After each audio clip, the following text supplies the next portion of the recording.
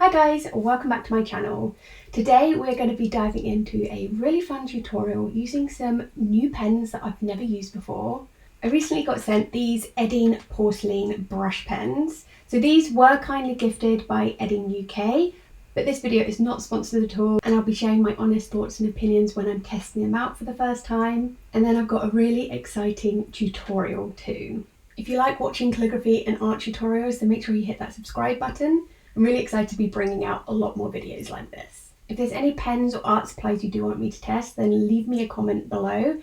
Let me know which ones, because I love to test new and unusual things. Okay, let's just dive right in. Before we dive into the tutorial, firstly we're going to have a little chat about the pens, the packs I've been sent, and we're going to do a quick swatch test too. So you can see here I have 4 different packs of pens and each one has 6 different colours in. I think there are a few colours that cross over between the packs. I can see that this one and this one all have black in them. I can't seem to see a name for the different colour packs, so I'm not sure how you can differentiate them apart from just looking at the colours. It might be on their website they have special names for each of these colour sets. So the first one is this lovely warm tone pack. So we've got reds, oranges, pinks and a brown in there. And you can see the imagery on each of the packs shows what the colours would look like. We then have a cool tone pack. So this is purples, greens and a nice black. We've got primary colours. So that's your red, blue, green, yellow. And then we've got a brown and black in there. And then we have the final pack, which is kind of more muted colours, although the picture still makes it look like they're quite bright colours. They do feel a bit more muted. I love the fact that the packaging is cardboard. It means I can recycle it easily. I'm not sure how these need to be stored. Let me just have a quick look. So this says the pen should be stored horizontally, which is interesting because I'm pretty sure the Edding glitter brush pens I have to be stored vertically with the tip down. So I will need to think of a different way to store these, as I was going to store them with my other Edding pens. On the back of the pack, it gives really clear instructions on how to use these pens. So it says, for use on porcelain, glazed ceramic, or oven-proof glass. Oh, that's interesting. That's quite good that you can use it on glass.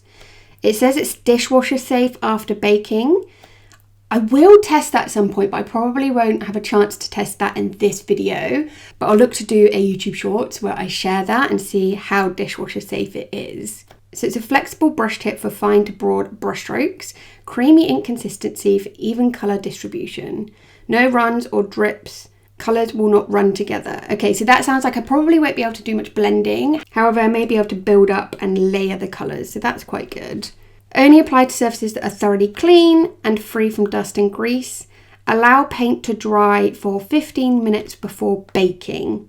That's quite good because I'm pretty sure I've got some porcelain paints and I think I have to leave them to dry for 24 hours before baking. So this is really good to hear. Bake in a preheated oven for 25 minutes at 160.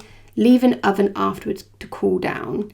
And then it just says here, only intended for use on surfaces that do not come into contact with food. So if you are decorating something like a plate, you can't use it for food. Or if you're doing something like a mug, I guess you need to just consider where your mouth might be. Okay, let's get a pen out and see what they look like. Of course, we're going to go for a pink pen.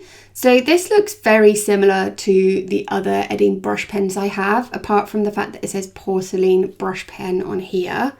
Oh, that's really good as well. It's got the instructions on the pen, so you don't need to keep that packaging. That is so handy because I will definitely forget those instructions. This is what the nib looks like. So it's quite a chunky brush tip. I'm not sure how flexible that will be either, but that means that it'll probably be quite easy to control. This is how it looks compared to the Edding 134 metallic brush pen. So you can see that it is a bit of a chunkier nib. As you can see, the pen itself is very similar to the Edding 134 brush pens, apart from the fact that all the text on is silver instead of gold. I have to say, I kind of wish they went for a different colour for the barrel, just because it's quite a specialist brush pen. I don't want to accidentally be picking these up and using them for standard calligraphy on paper, although I'm sure they'll still work. I just wouldn't want to waste the ink on a project that they're not meant for. So we're going to start off with a swatch test. I've got a ceramic coaster here, which I'm going to use for this. So we're going to see what the colours look like before baking and after baking, as I'm intrigued to see if they may change. There is a couple of marks on this because I've used it for something else, but it should be fine. I'm just going to start off by giving it a clean. So I'm just spraying it with some window cleaner, and then I'm just using a cloth.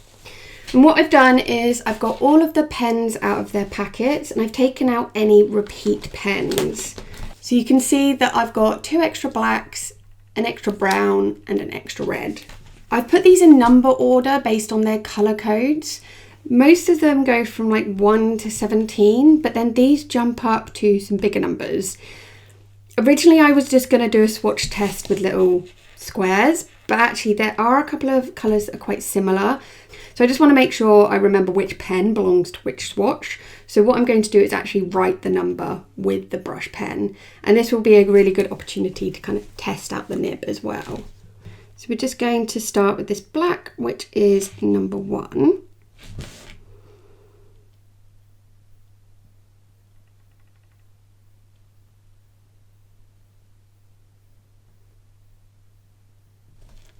So the nib doesn't feel too flexible. That's quite nice actually. I think it would be really good for ceramic surfaces, because if it was super flexible alongside the smooth surface of ceramic or glass, you might find the nib slips and slides a little bit. So having a bit more control with a stiffer nib is definitely the way to go. I'm just going to speed this up so we can jump forward to the tutorial as quick as possible.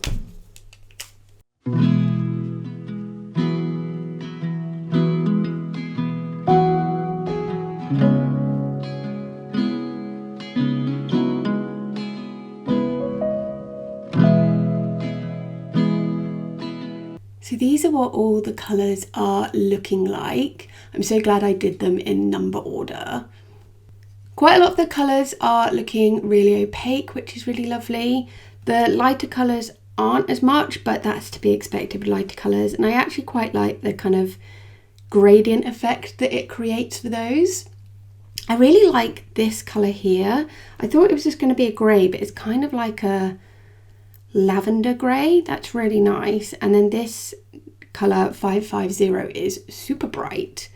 The black is a really nice black. Sometimes with pens like this they can feel a bit faded, but that looks beautiful. So this is what all the colours look like prior to baking. I now need to leave these for 15 minutes to dry, and then we can pop them in the oven, which is already preheated. I think what I'm going to do as well is draw a couple of flowers at the bottom here, just to see what it looks like if I'm using a few different brush strokes and more solid colour, and then we can bake that and see what it looks like. So I have kind of managed to blend some of these colours together. So we've got yellow and orange over here, and then like a pink and a red. And then I've also done a layered effect for this flower. You can see the yellow did start to bleed into the blue a little bit. So I think if you're putting 2 colours together you don't want to blend, you need to let each one dry. Hopefully for not 15 minutes though. Okay, let's go put this in the oven and see what the difference is like. For you guys, this is going to feel like a second.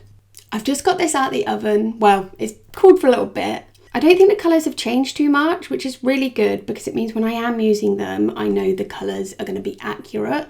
For the blending, it's not a smooth blending, but I actually really like the kind of texture that it's created. Okay, let's dive into this tutorial so I can show you how to create this beautiful floral personalised pen pot. The ceramic pen pot I'm using is from Dunelm. I'll leave a link in the description below if you're interested in getting the same one. As I mentioned, this is going to be a personalised pen pot. So we'll start off by writing the name in calligraphy. I'm using the black pen for this as I think it will stand out nicely compared to the colourful florals.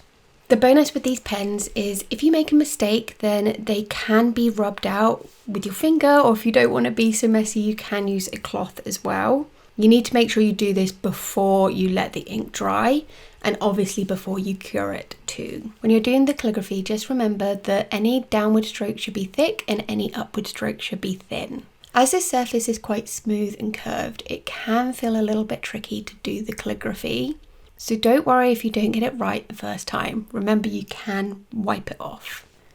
Just take your time and go slow. If you need to reposition the pen pot, then just lift up that nib and move it around. Once you have the calligraphy, it's time to start adding florals. We're going to start with the easiest one, which is some roses.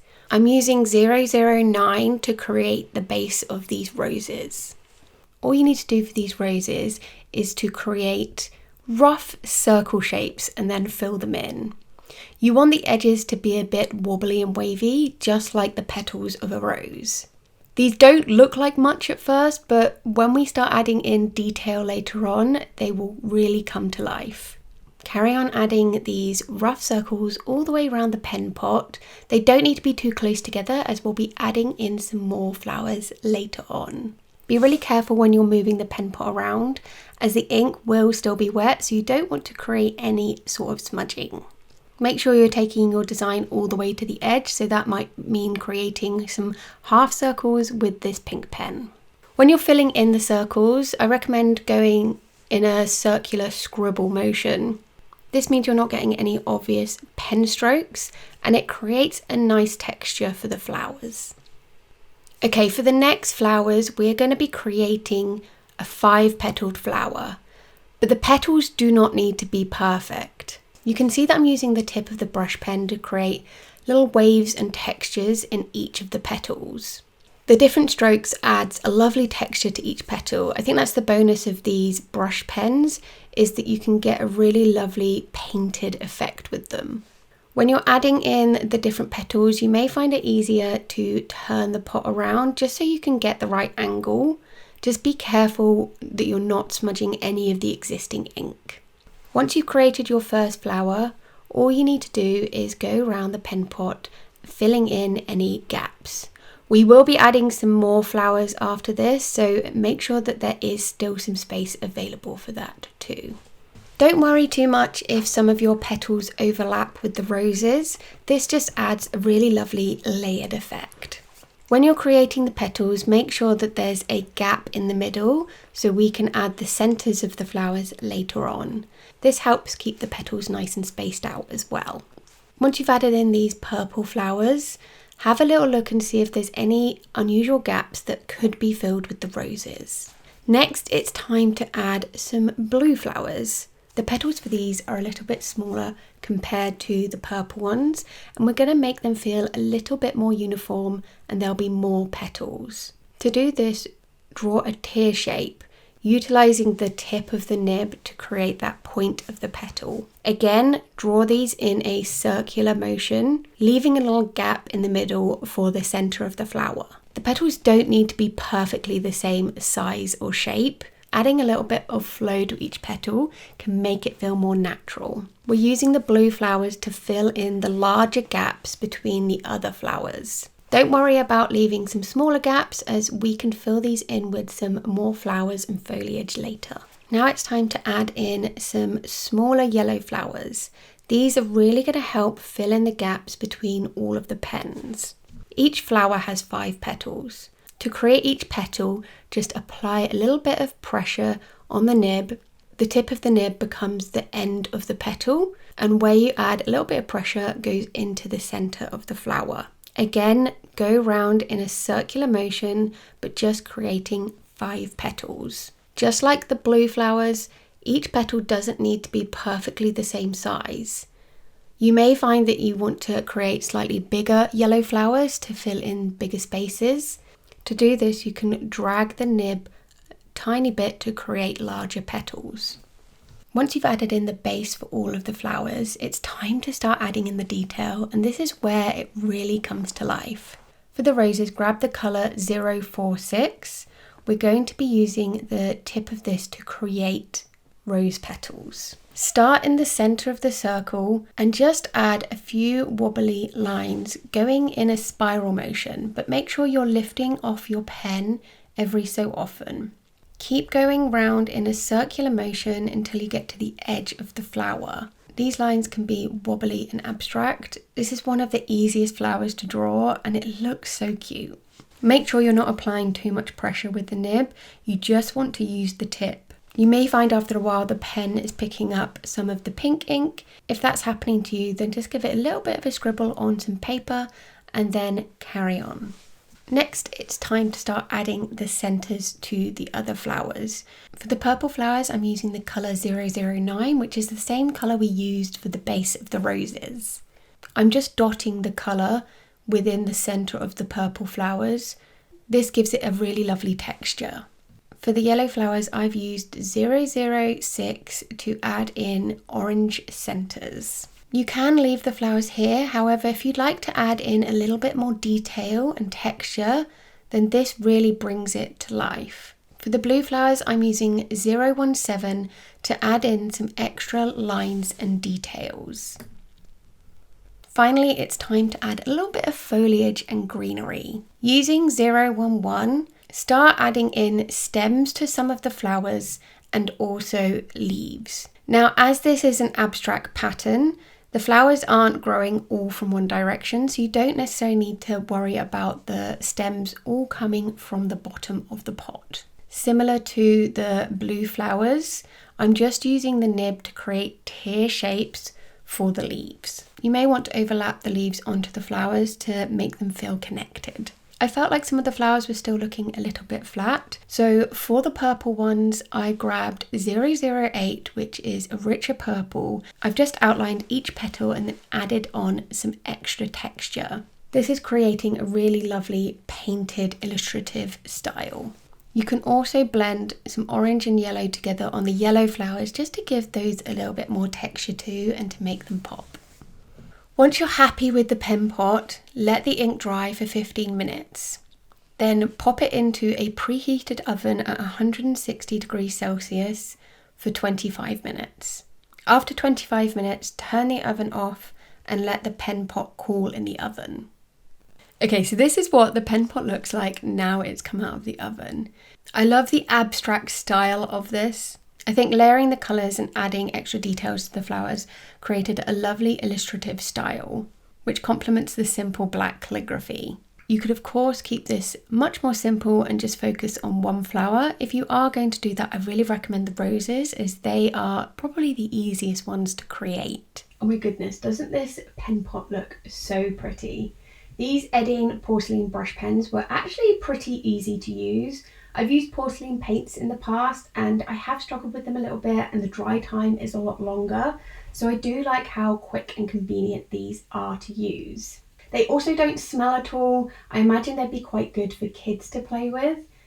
I like that you can rub out the ink before it dries if you do make a mistake. The nib is quite a stiff nib when it comes to brush pens. I think that's really good because it means it just makes it a little bit easier to control when you're creating something on a ceramic surface, which is super smooth and sometimes curved. If you enjoyed watching this video, then please give it a huge thumbs up and leave a little flower emoji below. If you follow along with this tutorial and you share it on socials, then please do tag me just at Blank Lettering. Thank you so much for watching and I'll see you soon. Bye!